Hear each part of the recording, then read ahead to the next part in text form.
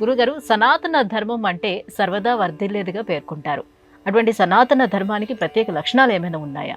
అసలు సనాతన ధర్మం అంటే సనా సదా భవతి ఇది సనాతనః అని, అంటే అతి ప్రాచీనమై నిత్య నూతనంగా వెలసిల్లేదే సనాతన ధర్మం.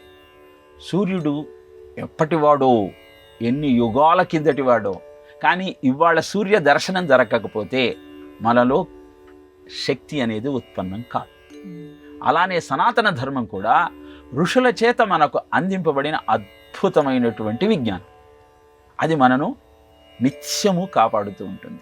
మరి ఈ సనాతన ధర్మ లక్షణాలు ఎలా ఉంటాయి అంటే, సత్యం బ్రూయాత్ ప్రియం బ్రూయాత్ నబ్రూయాత్ సత్యమిప్రయం ప్రియంచ నానృతం బ్రూయాత్ ఏష ధర్మ సనాతన అని మనుధర్మశాస్త్రం చెబుతుంది. అంటే ఎప్పుడు నిజమే చెప్పు, అది నిజం కదా అని కఠినంగా చెప్పకు, ప్రియంగా చెప్పు. ఎదుటివాడికి ప్రియంగా ఉండాలని అబద్ధము చెప్పకు.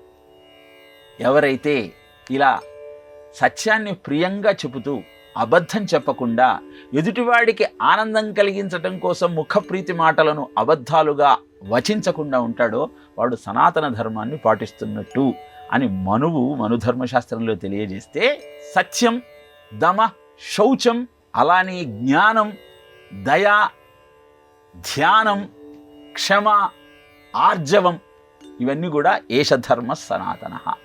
సత్యాన్ని పలుకుతూ ఇంద్రియ నిగ్రహంతో, శౌచంతో, తపశ్శక్తితో, దయతో, ధ్యానంతో, జ్ఞానాన్ని పెంపొందించుకుంటూ, క్షమతో, మృదుత్వాన్ని కలిగి ఉండటమే సనాతన ధర్మ లక్షణాలు.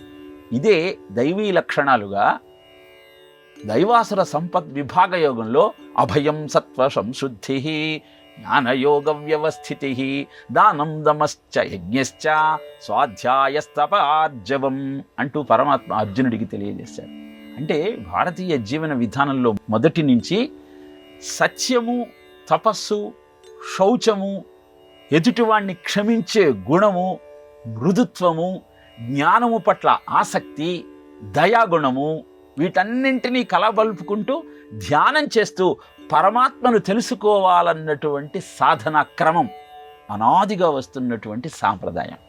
ఈనాటి సమాజంలో అవన్నీ అంతర్ధానమవుతున్న కారణాన కలహాలు పెరిగి అవి కక్షలకు కారణమై జీవితాన్ని దుర్భరంగా మారుస్తున్నాయి. కనుక ఆధునిక సమాజంలో ఉన్నటువంటి ఈ అనేకమైనటువంటి లక్షణాలకు సమాధానము, పరిష్కారము సనాతన ధర్మాన్ని అవలంబిస్తూ ఆ లక్షణాలను పుణికిపుచ్చుకుంటూ జీవితాన్ని ముందరికి సాగించటం ఒక్కటే మార్గం.